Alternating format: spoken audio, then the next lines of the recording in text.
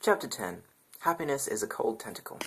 Sadly, Lou had not bothered making dinner because he was too busy not learning how to play the banjo. I fell asleep, consumed with an all-consuming desire to consume things, also known as hunger. When I awoke the next morning, it was obnoxiously weathery outside. I got dressed in clothes that covered my body, and also looked nice if you were the type of person that liked clothes, and I wandered into the living room to find Lou with his banjo and a parrot with a kazoo. "Oi, was haben Sie banjo, sweet girl?" he asked with concern. "What is that parrot doing here, Lou?" I concernedly asked. "Parrot, my poodle dumpling?" I pointed at the offending bird. "Oh, you mean Larry. Ist mein guter Bandmate." "What?" "He's in the band, lassie poo." A parrot in the band. I mentally thought to wish them good luck, but I forgot because I thought of my own problems, which were much more important than anything else. "Well, I'm going to school," I said out loud. But Lou did not respond because he and Larry were stringing together a cacophony of horribleness. When I got to school, everybody with a name tag, and even some people without them, came up to me. "Frig," they said, using speech. And also, simultaneously, it was really weird. "We heard you were alone with Zlomb." I didn't know how to respond, mostly because the whole thing was pretty creepy, and I also hated them all. So I didn't much feel like talking to them. What I felt like doing was griping about how much I didn't fit in, even though everybody wanted to be my friend. But it looked like this huge crowd of nosy jerk faces wasn't going to let me. Suddenly, I felt something on the base of my neck. It was cold, slimy, and blissfully familiar. "Zlomb," I spasmed, turning gently to look at his face. Zlomb held up a flipper and 2 tentacles. "Listen, everyone," he pronounced carefully. "Frigg and I are in love now, and that means she will only do the things I say she can do, and that includes not answering your questions. Instead, she is going to polish my spaceship, and then I will walk her to class." Steve swaggered up to Zlomb, indignation written all over his face in permanent marker. "Excuse me, Zlomb, but I'm afraid that's my job," he said. "Ha ha, again I say ha," Zlomb chuckled, winking stupefyingly at me. Then he narrowed his eyes, all of them, and vaporized Steve with his laser vision. Everyone gasped, simultaneously. I gazed at Zlomb lovingly. "Now, Zlombikins, was that really necessary?" "Hush, woman, and get to scrubbing," he shouted alertly, and handed me a wash rug. My heart was more than happy to do as he said. I swayed on my tiptoes as I stretched up to kiss his green reptilian cheek. With a curt nod, Zlomb dismissed the school to go partake of their classes, and me to make shiny the Zlombmobile. The cleaning process took the entire first half of the day, which meant I missed all my classes up till lunchtime. But Zlomb said that was okay. Sometimes there are more important things than going to class. It's a good thing I finished in time for lunch, because I hadn't eaten anything in almost 24 hours.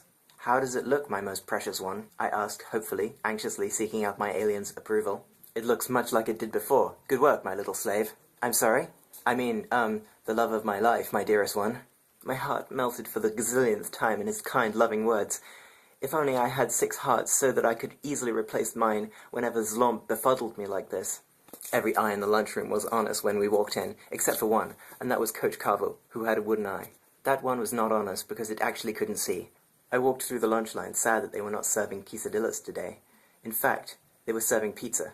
Again. Did these people know how to concoct any other food than pizza? The pizza angered me, which made me feel a little better since Zlomb was making me feel so happy. "I'll take the usual order of llama intestines, Rose," Zlomb casually articulated. "You know, for my special medical diet." Rose, the lunch lady, nodded and handed Zlomb a bucket. "Care to eat with me, my precious jewel?" he asked me, because I was his precious jewel. "Of course," I shouted. "Perhaps a smidge too quickly?" We sat at the table. It had chairs. There were 4 of them. We sat in 2 of them. We sat on 2 of them, and they held our weight up so that we were not on the floor, but rather at an appropriate level to eat food from the table. "So," Zlomb said, filling a flipper full of llama intestines and cramming it into an opening in the side of his stomach, "how has your day been?" I would have answered, but I was too fascinated by his eating techniques. I could not tear my eyes away, even though it was disgusting and gross. My mind was running away with itself, imagining the myriad of things one could do with such a stomach opening if one was so inclined.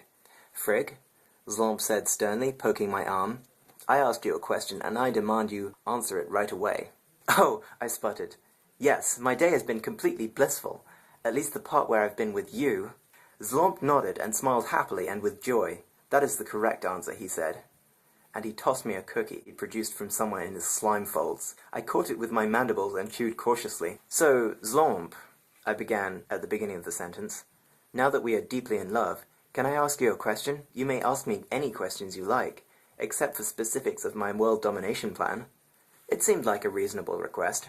"I was just wondering, if you have a whole family of space aliens on another planet, why were you adopted by the Winstons?" Zlomb nodded. Ah, I see you are good at thinking of logical things. I blushed at the polite compliment. Well, Frigg, the answer is very simple. The Winstons are feeble-minded humans whose brains are easily controlled so that I may live a normal life and blend in among your people. Till now, I whispered sweetly. Zlomp flicked some llama guts at me. It is now my turn to ask a question of you. My pulse quickened. My pulse quickened, which is weird because I was not doing it. My pulse quickened, which was weird because I wasn't doing no... My pulse quickened, which was weird because I was doing no aerobic My pulse quickened, which was weird because I was doing no aerobic activity. Yes? You aren't going with anyone to the shindig this weekend, are you? Again with the pulse quickening. I hoped my ribs could be Again with the pulse quickening. I hoped my ribs could be reinforced with titanium later, because I didn't know how much longer they could hold up to the beating my heart was giving them every time I was around Zlomp. No, I'm not going with anyone, I all but chortled. Was he going to ask me to the shindig? Was Zlomp, this creature of utter green perfection and bliss, going to take me, a mere earthling, to the school dance? I was wondering, he asked, leaning closer to me with his body, if, maybe, I could feel his breath on my face now. It smelled funny, kind of like a mix of cake and battery acid, and it made me feel slightly nauseated with love. You would like to come with me to an undisclosed location and perform some tasks for me? Something about the way he said tasks that made me want to throw his cold body onto the lunch table and smear his llama intestines all over him in a seductive fashion. But I didn't. Instead, I said, even more than I want to continue breathing air. And I meant it too. Zlomp muttered something I couldn't really hear, but it sort of sounded like that could be arranged. I giggled and gazed at him, happier than I'd been in my entire life of hating everything. We were going on a date!